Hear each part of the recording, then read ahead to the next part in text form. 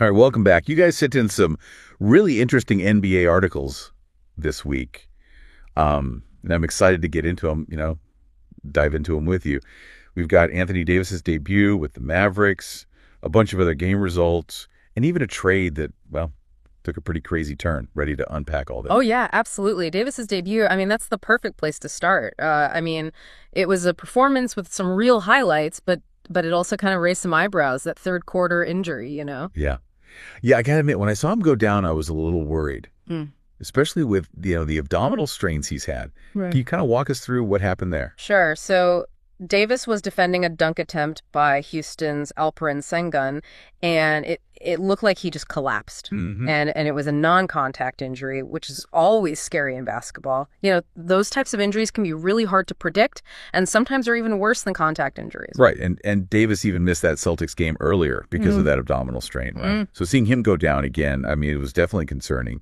Oh, for sure. But thankfully, Davis himself downplayed the severity of it all. He said it was just a leg spasm, totally unrelated to the abdominal strain, and he said he even loosened up a bit as the game went on. Oh, that's a huge relief.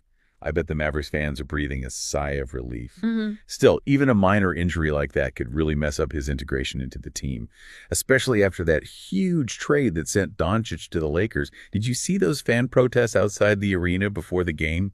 Talk about high stakes. Oh, yeah. The pressure was on, for sure, for Davis to, deliver. And with 26 points, 16 rebounds, and 7 assists, I think he showed everyone why the Mavericks made that trade. But you're right. It takes time to build that chemistry, especially for a player like Davis who, really needs that strong connection with his teammates for pick and rolls, for offensive flow, and this injury, even if it's minor, it could slow that whole process down. And it makes you wonder about the Mavericks' game plan. How much will they need to adjust if he's not 100%? Will they need to lean more on Kyrie Irving to carry the offensive load? It's a great question. And speaking of Irving, we can't forget about his performance in that Houston game. And Klay Thompson's too. They both scored 13 points and showed that they can really step up when they need to. Yeah, that game really showed the Mavericks' resilience too.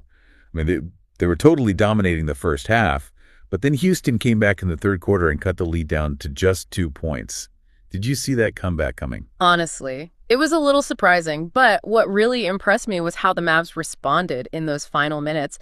Najee Marshall, he was clutch with 2 3-pointers, and Irving, like you said, just took control of the game.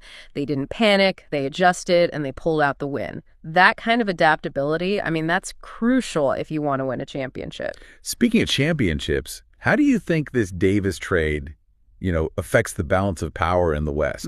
Is Dallas the front runner now? It's definitely shaken things up, that's for sure. The Mavericks now have a really, really strong trio with Davis, Irving, and Thompson.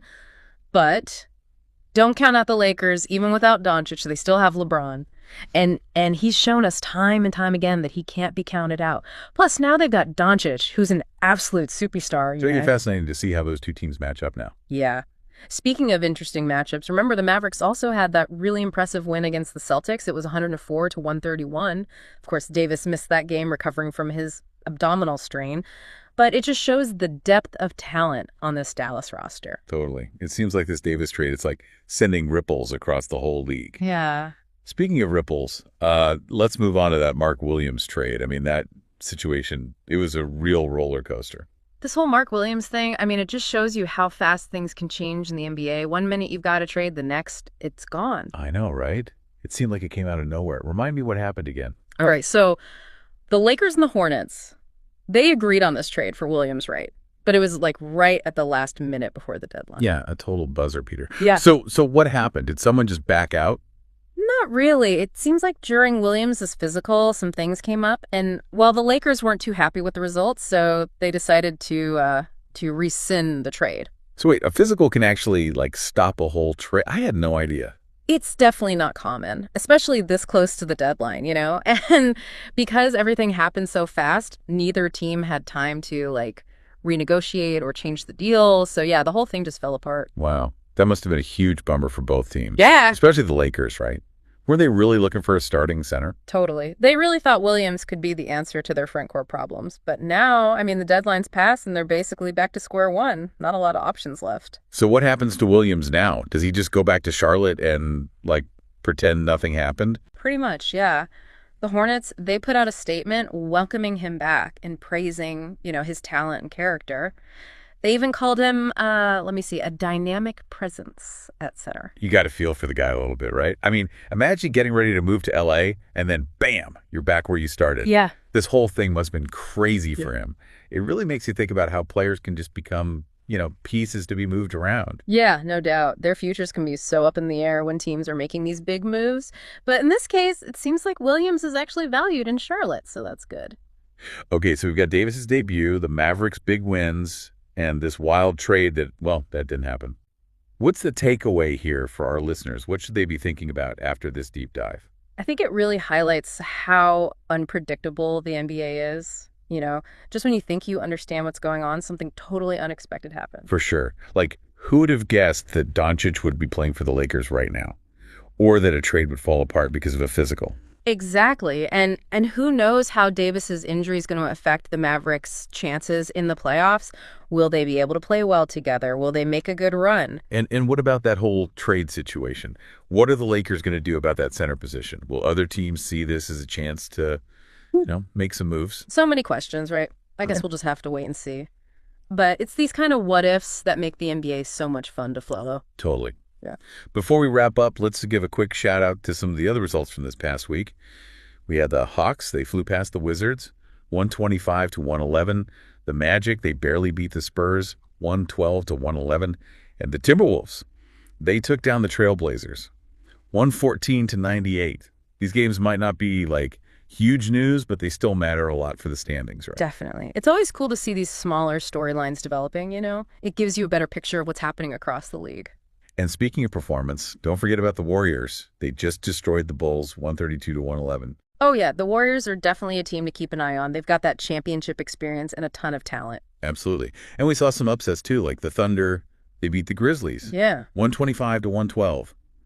And the Nuggets beat the Suns, 122-105. It just goes to show that on any given night, anyone can win.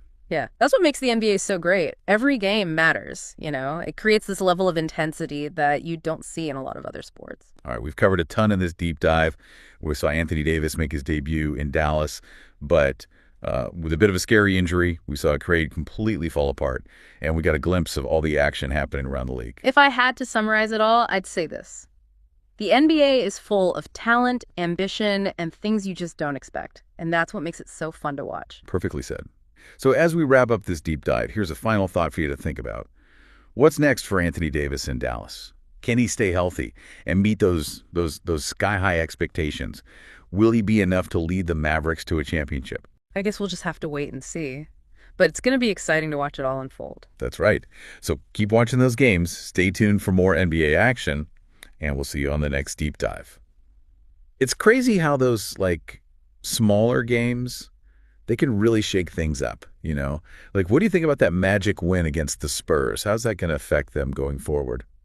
Well, think about it. Every win is super important when you're fighting for a playoff spot, right? Yeah. And the Magic, they're a young team.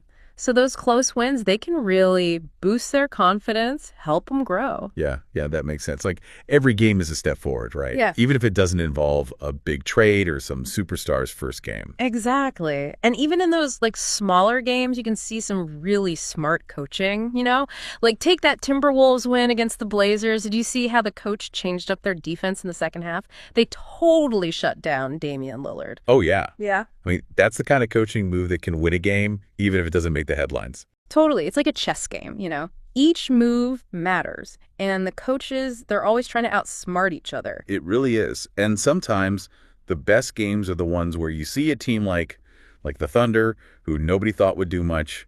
They go and beat a team like the Grizzlies. It just shows you anything can happen. For sure. And how about that Nuggets win over the Suns? The Suns were supposed to be one of the best in the West, but the Nuggets, they found their weaknesses. Yeah. That game was a perfect example of how a good game plan can really take advantage of the other team's, weak spots. The Nuggets, they focused on shutting down DeAndre Ayton, and it messed up the whole Suns offense. Yep. And sometimes it's not just about the star players, right? You got to have the right strategy and know how to attack the other team's weaknesses. Exactly. It's a mix of talent, strategy, and a little bit of luck, too, right? That's what keeps things interesting. For sure. It really is. I think that's a great point to wrap things up on. This deep dive, I think, it showed us that the NBA is way more than just scores and highlights. It's about strategy and surprises and just how everything is always changing. Couldn't agree more, and that's why we love it. So what are you going to be watching for these next few weeks? Any predictions? Any players you're excited about? Well, I'm really curious to see how Davis does with the Mavs, if he can stay healthy, I'm also wondering what the Lakers are going to do about that center position now that the Williams trade is off. And of course, I'm always looking out for those underdog teams, those teams that nobody expects to do well. Sounds like we've got a lot to look forward to. Thanks for joining me on this deep dive, and thanks to all of you listening for sending in those articles. Until next time, keep watching those games, and we'll catch you on the next deep dive.